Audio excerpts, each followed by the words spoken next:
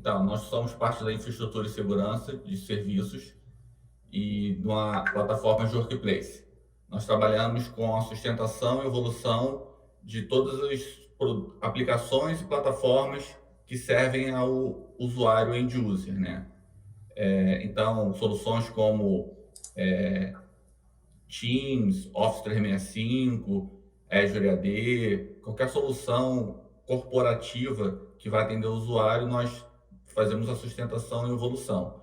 Dentro de alguns programas que a gente elaborou durante o ano de 2020 e 2021, tem esse de Modern Workplace, né? Que foi um divisor de águas para a gente, onde a gente sai de uma tecnologia tradicional, de um modo tradicional de fazer workplace, para o modo moderno de se fazer workplace.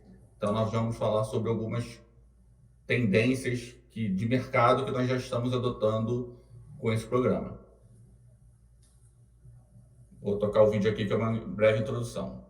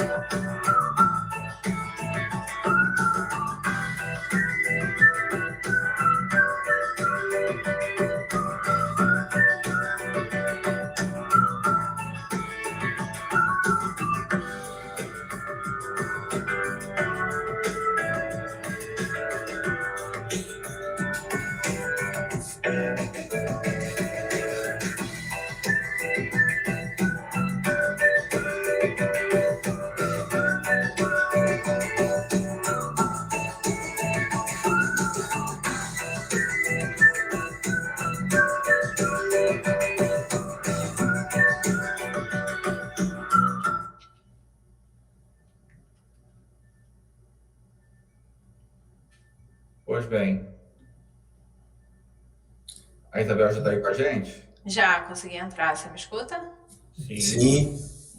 Olá, Você compartilha aí, Marcelo? Compartilha aqui, a Isabel pode começar a falar. Eu começo. Marquinhos vai começar. Então, eu vou comentar um pouquinho mais nesses slides aí a respeito do que o vídeo já passou. Vou falar aqui um resumo, um pouco da parte técnica. O que seria esse ambiente moderno de trabalho? A ideia que a gente quer dizer é que o usuário ele pode trabalhar independente do lugar que ele está, hoje em dia.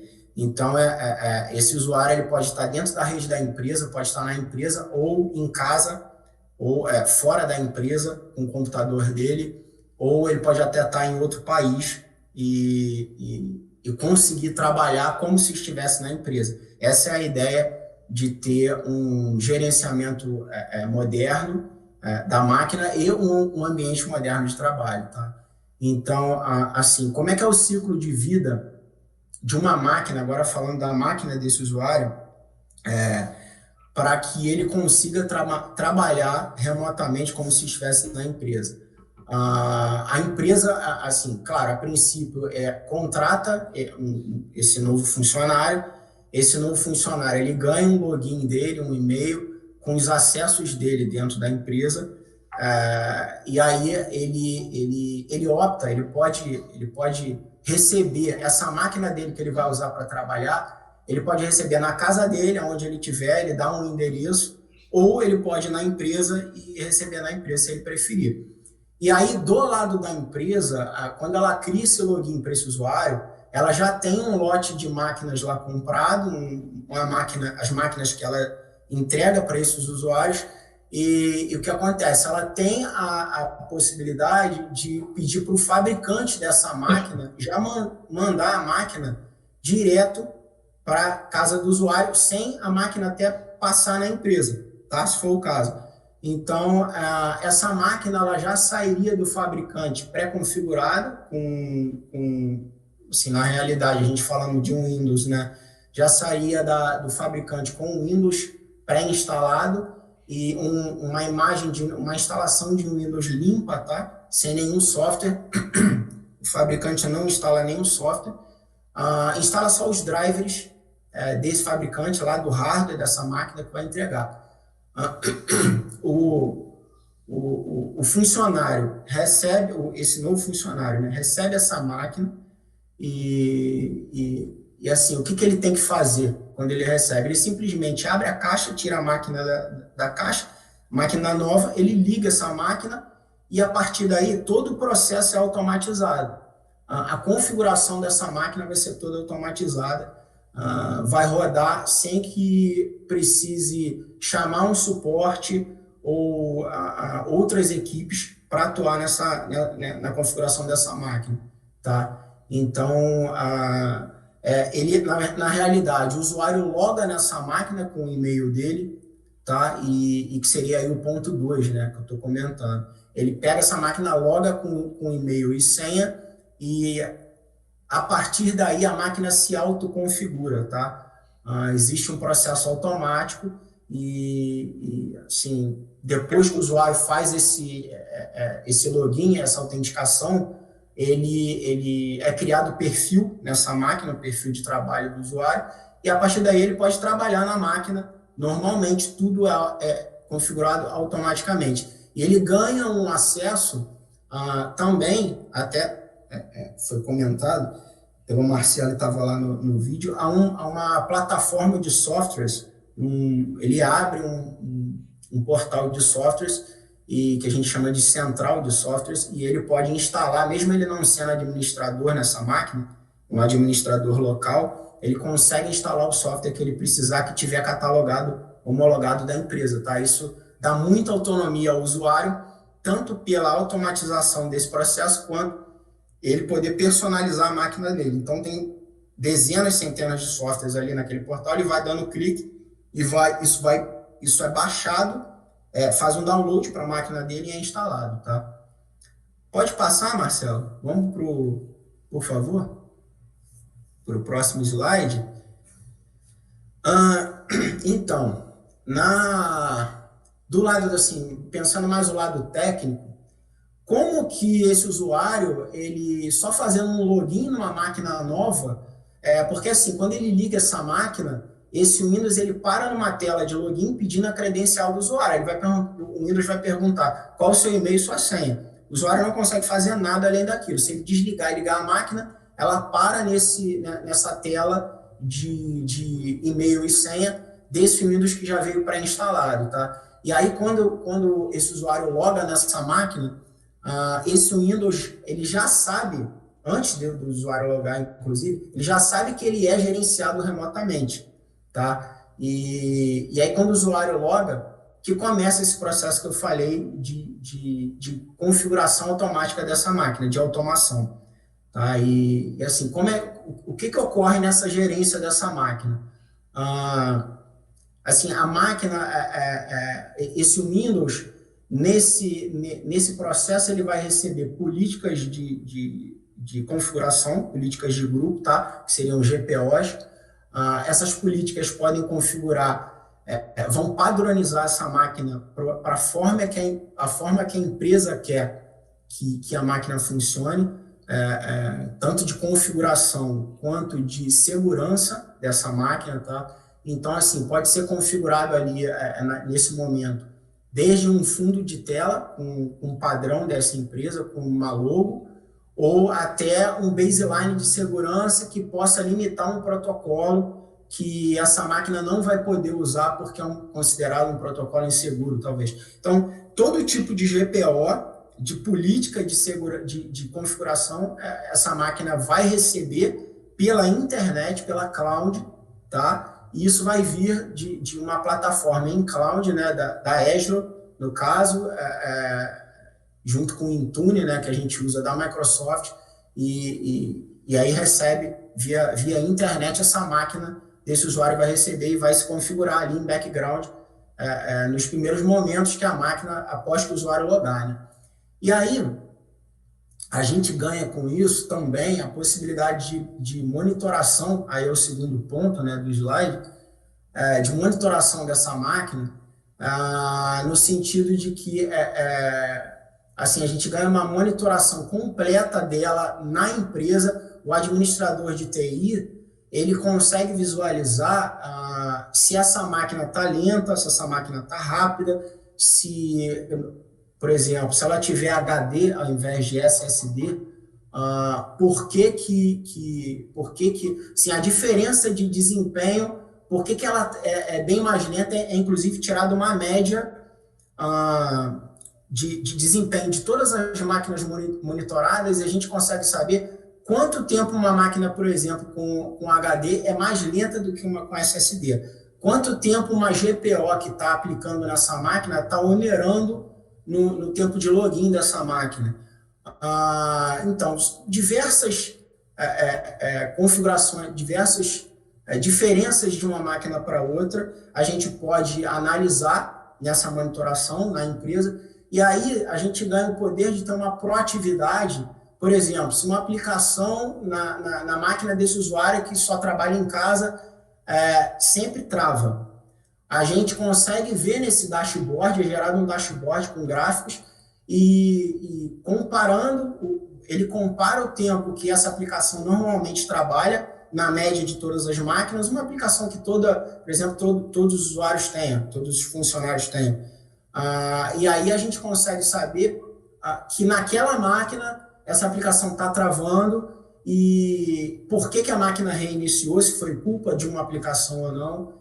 E aí ter uma proatividade de pedir para de repente, um técnico de helpdesk entrar em contato com esse usuário, gerar um chamado e ele já resolveu o problema, de repente, que para o usuário final lá, ele estava rebutando a máquina porque não sabia direito qual o motivo. Tá? Então, a monitoração ela é bem poderosa e dá para acompanhar bem o desempenho do sistema operacional e das aplicações dessa máquina. Tá? E aí, a gente ganha também a possibilidade de fazer tanto de instalar. Eu comentei sobre as GPOs, as políticas, né, que essa máquina passa a receber via internet.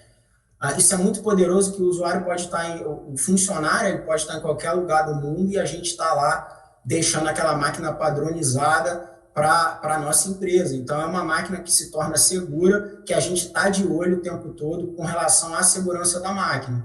Tá? E assim, além disso, com relação aos softwares da máquina, além do portal que eu comentei, que o funcionário ele pode ir lá acessar e instalar, o administrador de TI ele pode disparar softwares em background, fazer um push desses softwares para todas essas máquinas ou para uma máquina específica de funcionários e instalar esse software em background. Então, o usuário está lá trabalhando, de repente aparece para ele um aplicativo do Office novo, ou um Office completo novo, seja lá o que for, é instalado em background, não interrompe o trabalho dele, e ele ganha aquele software que foi disparado lá pelo administrador de TI também. Então, a gerência da máquina é bem completa pela internet, pela cloud, tá?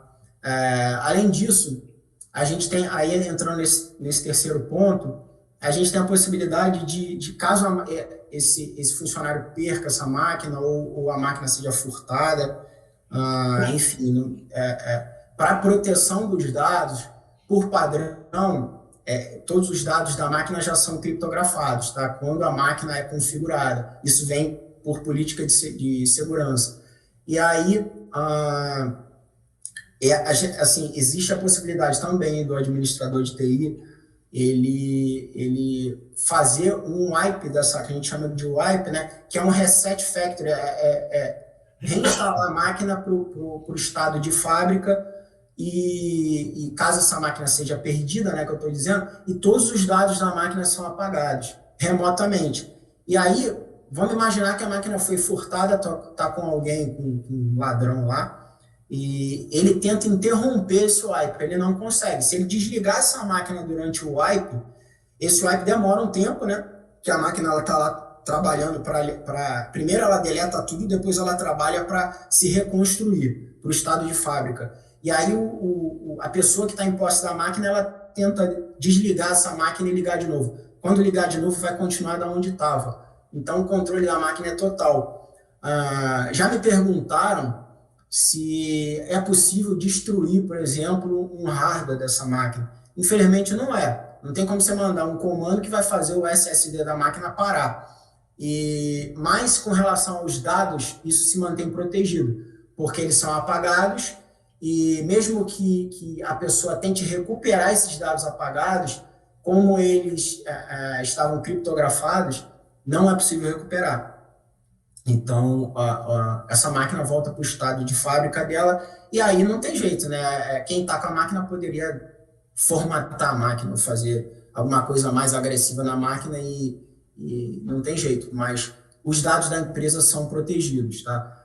Então, a gerência da máquina é completa, independente de onde a máquina está. Isso é fantástico porque permite que a empresa tenha funcionários de qualquer lugar do mundo com máquinas padronizadas e todas funcionando debaixo dessa gerência, tá? Pode passar, Marcelo, por favor? Nesse último slide, o que a gente quer dizer aí?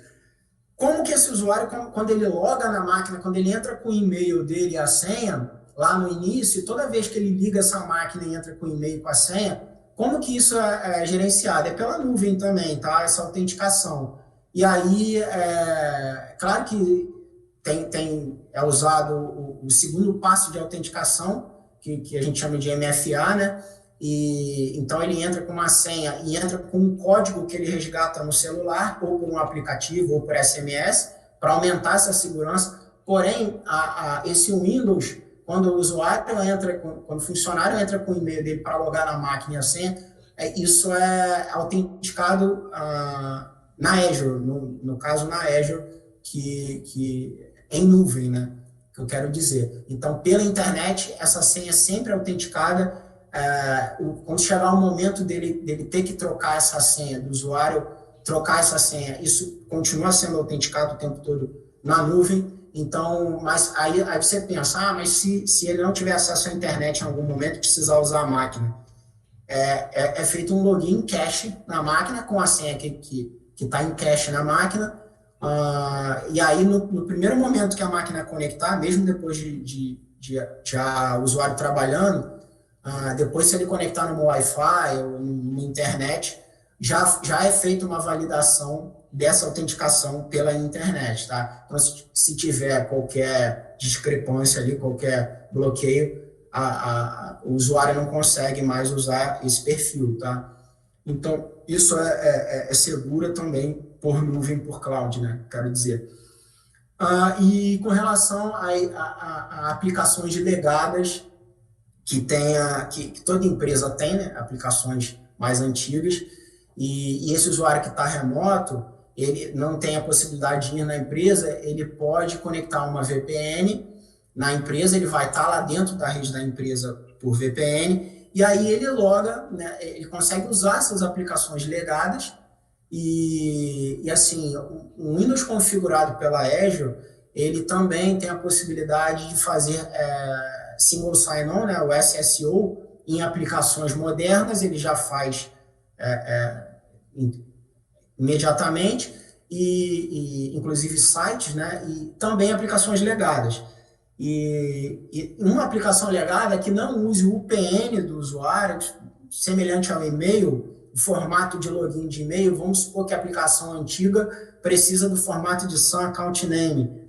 O Windows ele converte esse login, faz o SSO e loga com SAM Account Name no domínio on-premise, por ele estar conectado via VPN. Isso é feito autenticando no domínio on-premise, né? Essa aplicação teria que ter essa conectividade com o controlador de domínio. E aí é feito esse SSO também de forma transparente para o usuário, tá? Funciona também, bem legal. Então, assim, em resumo, é isso. O usuário ter essa mobilidade e possibilidade de trabalhar onde ele está, e do lado da empresa ter facilidade e a empresa poder gerenciar essa máquina como se o usuário estivesse lá. A gente ganha esse poder de não precisar mais do funcionário todo dia na empresa e logar na rede dentro da empresa para trabalhar. Ele trabalha igual de qualquer lugar. Isso é bem legal. É isso? Tem mais slide, Marcelo? Não, é isso. Então, vou comentar aqui. Tem uma pergunta aí, Marquinhos. Isso que eu vi aqui. Tudo que eu falei, que eu foquei muito em máquina Windows, né? O Pedro perguntou sobre algum controle pelo endereço MAC. Caso um usuário altere o OS original, é possível rastrear ainda. Esse controle, na verdade, é feito pelo número de série da máquina. É a mesma coisa, tá? E assim, se ele trocar o SO original, o sistema operacional, a gente não tem como controlar o hardware. Aí não se consegue controlar o hardware. A gente consegue controlar a máquina se ela tiver com o Windows instalado. Se ele formatar esse Windows e instalar outro, dependendo da versão, a gente vai continuar... o Windows vai continuar tentando conectar em nuvem, porém a gente acaba perdendo a gerência, nesse caso de formatar, tá bom? Mas o importante é que os dados da empresa e do usuário já foram apagados. É esse controle que a gente tem, que é o primeiro passo e principal, é limpar essa máquina. Eu não comentei sobre celulares e dispositivos Apple, né? MacBook, computadores Apple, né? Então, também a gente tem uma ferramenta para controle desses MacBooks, que é o Jamf, servidor Apple, e para celulares a gente também usa Intune, é possível usar Intune para controle total também dos celulares, e de todos os controles que eu falei, de GPO, de baseline de segurança, o wipe do celular, tudo pode ser aplicado em celular também. Tá? Os celulares, o que eu quero dizer com celular? São celulares que a empresa dá para o usuário trabalhar, né? Então, ele está com um celular corporativo, seja um iPhone, seja um Android, isso pode ser gerenciado também, ficar dentro do padrão da empresa, da segurança da empresa. Controlar, vamos ver. O usuário consegue alterar as configurações. Se vocês quiserem responder também, pessoal, é só responder, hein? Estou falando aqui.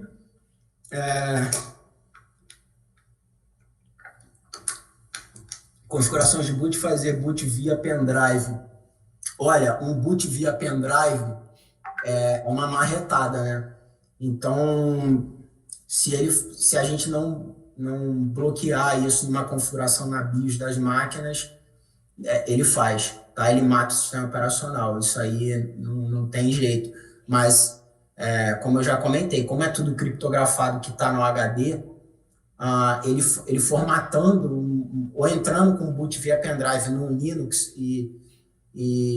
ou no outro sistema, no pendrive, para acessar esse SSD ou esse HD, ele não vai conseguir, é criptografado. Então, os dados estão protegidos. E aí, se ele tira o pendrive e rebuta pelo Windows da empresa, o Windows vai continuar a fazer o wipe que já tinha sido iniciado. Tá? É isso. Se alguém tiver dúvida, é só perguntar. Meus colegas também respondem. Só complementando assim, sobre essa pergunta do Marcos Lima, o intuito desse projeto é a segurança dos dados, né? Não do hardware em si. Então, o hardware, ele sabe que pode ser trocado, troca peça, o cara desmonta a máquina, troca BIOS. Então, ele pode fazer várias coisas, mas não é o objetivo a proteção do hardware. Sim, os dados, como o Marcos falou, são criptografados, nós temos a gerência de poder limpar esses dados e não dar chance desses dados serem vazados, né? Dados sensíveis serem vazados para a nuvem, né? Né? Mesmo se de alguma maneira, essa pessoa que está com a máquina tem a senha do dono, do funcionário, né? Já era, a máquina vai sofrer um wipe e vai ser limpa remotamente. Esse que é o objetivo. Eu tenho uma pergunta para vocês. A gente foi... Se alguém tiver qualquer pergunta... Eu tenho uma pergunta para vocês. A gente foi atropelado aí por uma pandemia. Você está me ouvindo, Marcos? A gente responde. Desmuta o Igor, o Marco, que está perguntando. Cara, eu não estava escutando ele desde o início, mas deixa eu ver se ele estava mutado. Será que foi eu que botei aqui no mudo? Escutei. Tá me ouvindo agora? Tô ouvindo, Igor. Desculpa. Não, tranquilo. Estava comentando aqui que a gente foi atropelado aí por essa pandemia, né? E de um dia para o outro todo mundo teve que se reinventar. Assim. Da minha experiência aqui como usuário, os impactos assim, foram mínimos, quase nulos. Mas eu imagino que eu queria entender assim, como é que foi na visão de vocês, assim, na experiência de vocês, como é que foi esse processo aí? Imagino que tenha sido bem complexo, né? Sim, porque antes, assim, a maioria das empresas e a Globo, o gerenciamento de máquinas era dentro da rede da empresa. E muitas empresas até hoje é assim, elas dependem de VPN para ter qualquer acesso àquela máquina. Se o usuário resolve não conectar na VPN, já era. Então, quando aconteceu, quando o mundo mudou, né, com essa questão de pandemia, a gente começou a correr atrás de tecnologia e de ferramentas para resgatar esse gerenciamento dessas máquinas que estavam com os funcionários em casa. E aí chegamos nesse ponto de usar ferramentas de Microsoft em nuvem e vimos o poder que tem, né? E aí foi implementado isso na empresa e projetos que eu fiz e colegas fizeram para a gente jogar tudo que a gente puder de serviço para a nuvem, para resgatar isso do usuário, tanto para ele poder trabalhar como se estivesse na empresa, quanto a gente ter esse controle. E aí foi correria, né? Projeto e trabalho pra caramba, mas, cara, nesse ponto foi bom porque modernizamos, adiantou, assim, o que eu vejo é o seguinte, adiantou uma questão que um dia ia acontecer. Se não existisse pandemia, talvez todo mundo tivesse indo trabalhar todo dia na empresa, mas uma hora isso ia começar a mudar. E a tendência, independente de pandemia, era que as pessoas fossem trabalhar cada vez mais remoto. Tanto é que essa ferramenta que a gente usa já existe há alguns anos, antes de pandemia, e agora ela ganhou essa força toda que se tornou necessária. Né? E complementando aí, Igor, também, além de todos esses desafios técnicos que o Marquinhos citou, teve o desafio de suprimento mesmo, né? Antes da pandemia, a gente tinha um parque da Globo aí de 50% mais ou menos desktop, 50% notebook, e a gente imaginando aumentar um pouquinho ali a mobilidade, aumentar o número de notebook, e de repente você ter que aumentar muito essa proporção desk-note da empresa. E foi muito difícil, porque o mundo todo fez isso, faltou suprimentos, e todo esse modelo que a gente está apresentando aqui é um modelo de serviço, né? Então a Globo mapeia a demanda, tem um parceiro que hoje é a IBM, e a gente tem adquirido via leasing, né? Tem se mostrado a melhor opção. E esse foi um dos principais desafios aí, de conseguir notebook e trazer um tempo adequado para atender essa necessidade de mobilidade. Foi bem complicado. E vale ressaltar também, Igor, que assim, o programa Modern Workplace, ele faz parte são pelo menos umas 10 iniciativas, né? 10 projetos que se complementam para formar esse mundo. Então, como o Marquinhos falou, ele está falando do mundo Windows, mas a gente também tem um programa que é o DEP, Apple Business para MacBook, que ocorre da mesma forma. Temos programas também para celulares, que acontece também da mesma forma. São tecnologias diferentes, implementadas, para que seja alcançado o mesmo objetivo, né? Então, assim, ficaria muito extenso a gente apresentar todo o programa. Então, a gente apresentou basicamente os pontos mais relevantes, mas vale destacar também que a gente tem um programa muito forte também, que a gente chama de Tech Cost, né? Que a gente acompanha o custo do colaborador, no caso, como está falando de Modern Workplace, desse equipamento e tudo que envolve, gira em torno desse equipamento, o quanto que é oneroso para a empresa. Então, assim, o gestor ele consegue, no final, fazer as contas e saber quanto que custa cada funcionário para ele num programa Modern Workplace. Então, assim, são várias iniciativas para que o funcionário possa, o colaborador, não precisa ser funcionário, ele possa trabalhar, só um exemplo, da Nova Zelândia, como eu costumo dizer, sem nunca ter pisado na empresa aqui no Rio de Janeiro.